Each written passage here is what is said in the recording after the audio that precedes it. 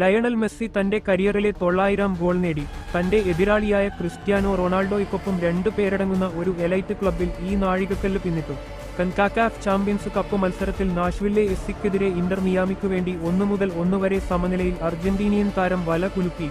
Saudi അറേബ്യയിലെ അൽ നാസറിനു വേണ്ടി കളിക്കുന്ന പോർച്ചുഗീസ് സൂപ്പർ താരം റൊണാൾഡോയ്ക്ക് കരിയർ 965 ഗോളുകളുണ്ട്.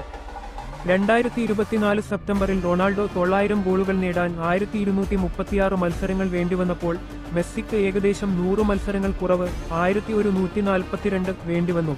സ്പെയിനിൽ യഥാക്രമം ബാഴ്സലോണയ്ക്കും റയൽ മാഡ്രിഡിനും വേണ്ടി കളിച്ചപ്പോൾ മെസ്സിയും റൊണാൾഡോയും തമ്മിൽ വർഷങ്ങളോളം വലിയ ശത്രുത ഉണ്ടായിരുന്നു. ഇപ്പോൾ 38 വയസ്സുള്ള മെസ്സി 2005-ൽ ബാഴ്സലോണയിൽ 17 വയസ്സുള്ളപ്പോഴാണ് തന്റെ സീനിയർ ഗോൾ വേട്ട ആരംഭിച്ചത്. ബാഴ്സലോണക്കായി 672 തവണയും PSG-ക്കായി 32 തവണയും മിയാമിയിൽ 81 തവണയും മെസ്സി ഗോളുകൾ നേടി.